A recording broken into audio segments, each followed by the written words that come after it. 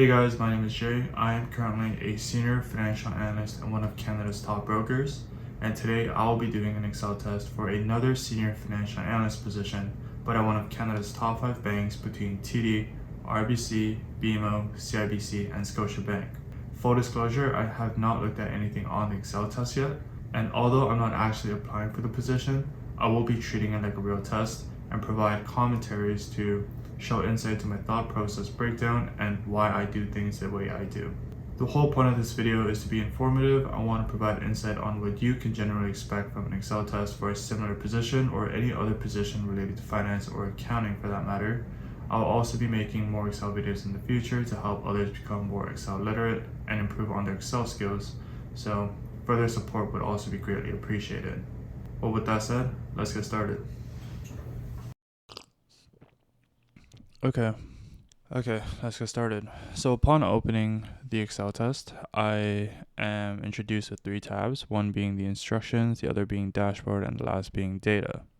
I will go through them as I read through the instructions. So the instructions is pretty much meant to be an overview of the test.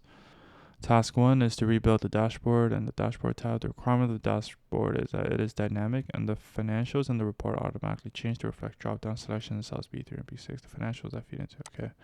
So essentially, I just have to rebuild the dashboard tab, make it dynamic, and make a drop-down in B3 and B6. So I'm going to take the moment to just visit the dashboard tab real quick to see what I'm working with. So B3 and B6 is where I have to make the drop-down. I believe this entire data set has to be dynamic based on these 2 information. So, okay, got it. Anything else? No, I think that's all we have to do for task 1. And I'm just going to take a quick moment to look at exactly what data set I'll be working with. Zoom in here real quick. So it looks like there's roughly 7 columns of data that I'll be working with. It's actually very important to understand what type of data set you have available. So I kind of want to understand exactly what the inputs are here.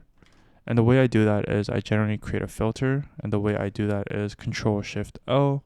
Or you can also go to the sort and filter section here and click filter. And it'll create a filter all the way here.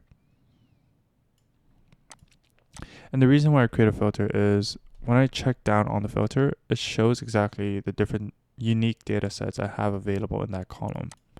So it's like a very quick sanity check of exactly the different types of data that I have. So benchmark, I have actuals and forecast. So fiscal year is 2021, so we have 1 fiscal year. Period, we have all the different months. So I'm actually going to expand here a little bit just to see exactly what dates are available in every month. And I just want to make sure that I catch any date that is not the first of the month if it exists. And it looks like all the dates are the first date of the month, so it'll make our life easier in terms of formulating. But when you work with data sets in real life, not all the dates are going to be the same. There might be some that are November 15th, January 18th, October 21st, and etc. So I'll also show a workaround that later. Divisions, we have alpha and gamma. Category descriptions, we have 4, number of employees, data center charges, rent, and salaries. Category type, dollars, and headcount. And lastly, the amount. Okay, I have a general understanding of what I'm working with, so we'll just take it step by step and identify any errors that come along the way, but work with current assumptions that we have. So the first step is to create a drop-down selection in B3 and B6. And the way we do that is we use the data validation function, which you go to data validation, and then you have a list. You have a section called list, and then you could choose a source. So what I normally like to do is I like to create a separate tab for data validations or any range that I use for index. I usually call the tab index. I'll keep it the same. And I color coded something different. Usually gray to show that it's like a fixed tab that's not really relevant aside for a specific purpose. So I'm just going to call this index. And I'll zoom in here as well, actually. And I'm going to copy benchmark and division. So here, you don't have to do like all these formatting stuff. It's just something that I like to do. And for benchmark, I want it to contain actuals and forecast. Normally, you could manually populate actuals and forecast in B5 and B6 here, but I like to actually remove duplicates and then insert the values here to ensure that I'm capturing all the unique values. So by removing duplicates, if there were any other values aside for actuals and forecast, it will also return that value here. You can also use the unique function to return a unique list of a specific range. So for division, we'll use the unique function. And now we have alpha and gamma, so I'm just going to copy them over here. When I copy information, I copy values only to ignore the implications of any other formulas or the formatting that existed in column C. So now we have our index. So we're going to go back to dashboard, and then we're going to use this data validation function, allow any list. And what this does is it'll only allow inputs within B3 of values that exist within the source range. And the source range is, as you guessed it, so it's division. So we're going to use B9 to B10. And now you can see that we can only choose between alpha and gamma. So we're going to just populate alpha there for now. And here we're going to use actuals and forecast, and we're going to just populate actuals for now. So now we have to populate this table and make it dynamic. Just gonna wrap my head around this real quick. So we have alpha or divisions and benchmark. So I'm just gonna highlight this a different color. Benchmark and divisions we need to use. Fiscal year, it's all 2021, so this is not relevant. Period we do have to use, and period has to tie with row 9. Category description would have to match column B. Category type, I think it was dollars and headcount. This, in theory, should be relevant. All the dollars should be the expense figures, so it should match salaries, data center charges, and rent. So in order to make sure that we are capturing expense figures, we should be using category type as well.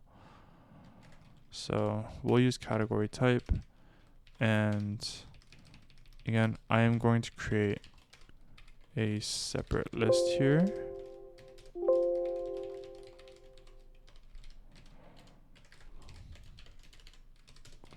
And the reason why I'm creating this section here in B18 to B20 is to make sure that when I start formulating this table, I can refer to a specific cell as opposed to manually populate these category types. And lastly is the amount. So it looks like we use all the information here except for fiscal year, which is fine. But who knows, maybe while working through the data, we might end up having to use fiscal year, although they're all 2021, so it shouldn't be relevant. Okay, well, let's start formulating. So we're going to first capture the amount, and we'll move from left to right within this table. So we're going to start with benchmarks. We're going to refer to B6. Notice here how I'm locking both column and the row, because as I drag this formula across the table, I need to make sure that this criteria is returning B6 only, this specific cell. Next, we're going to sum up. We're going to use column C. Here, I'm going to return column or row D, which is the date. And here I'm only locking the row because as I move across this table, I need to ensure that it's only returning row 9 value. And it'll update as I move from left to right. Division is alpha. Category description is salaries. Again, here I'm only locking the column because I need to ensure that as I move from left to right, it's only returning column B, but when I move from top to bottom, it will return data center charges and rent accordingly. And lastly, category type would have to be dollars to ensure that we're returning monetary figures. So here I am going to be updating the entirety of the table to ensure that I can just drag formulas across everywhere. I guess here we can actually update number of employees as well. So we can update this, but instead of dashboard 19, we will bring 20 because here I think we just need headcount. Right. Okay, I don't like how we're removing. Got it. So you can just drag this across. And notice how in this section, it was so important to lock the right portion of the cells to ensure that we can save a lot of time while updating the remaining portion of these tables.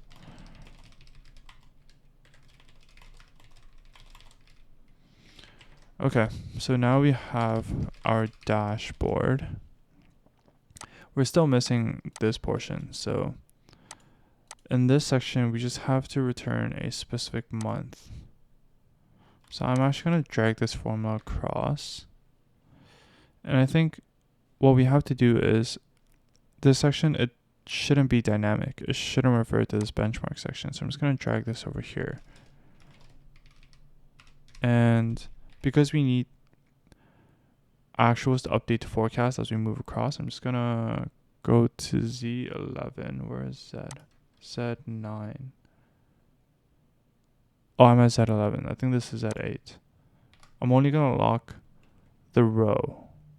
Actuals, yeah. And technically, I should only lock the row here as well.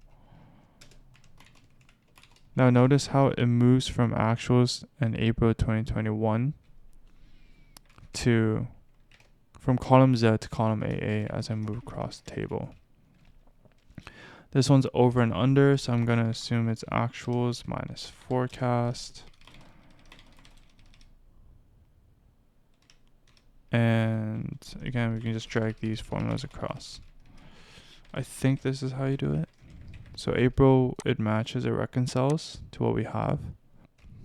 And if we update from benchmark from actuals to forecast, April should reconcile to what we have. Okay. Now we just have to update this section. I'm just going to update this back to actuals. We have to update this section for year to date. And this one we might have to think a little bit. So you can take the approach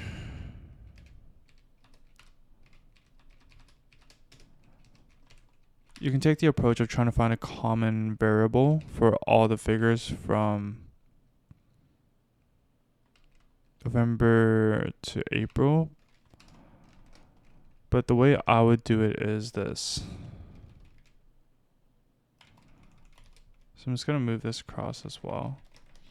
So you see how it's currently linking to April? We need to capture everything that's under April.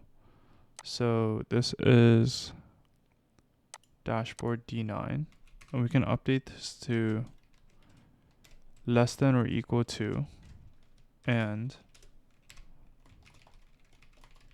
it should just update it like that. I think this is right.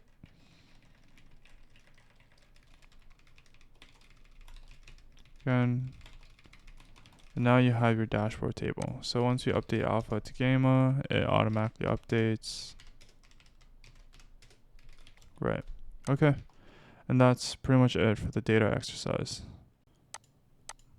So a quick tip here is normally when you're working with data sets that aren't only the first date of the month, there are several dates within the month, there are formulas where you can capture dates within a specific range between the end date of the month and the first date of the month. I personally don't like doing that because it makes the formula more convoluted. So I like to create indexes for myself. So I'll call this period index. I'm going to highlight this. Yeah. And here's another one where, actually, yeah, we'll just do that. And what I like to do is I like to bring back the month and the year of a specific date and treat it like a new data set in itself.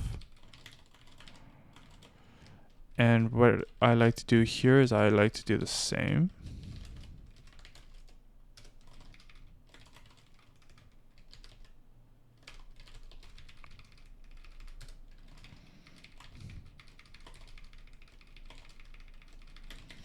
And now when I sum variables, instead of bringing November 1st, because if there were any periods that was like November 2nd or 3rd, it wouldn't be caught in the period of November. And that's not what we want.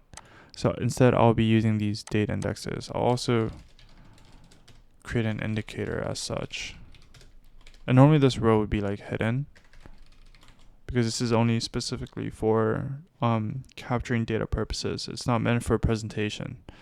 So normally I would just refer to this new date index that I generated and then use column I as the criteria to capture the period as opposed to column C. This ensures that it's capturing all the relevant variables within a specific data or a specific date. Okay, and that's pretty much it for the Excel test. If I have to give my evaluation of this Excel test, they made it very fair. I think the logic of this test is very good to test whether you have the basic Excel literacy. There's a lot of room to make this complicated if they wanted to. If they ever were to change the dates, would actually throw a lot of people off. But if this video helped out, make sure to leave a like and comment down how this video helped and other areas that I could have further improved on while doing this Excel test as well. I will be making more Excel videos in the future and hopefully help others become Excel literate and just improve on their general Excel skills as well. With that said, I'll catch you guys later.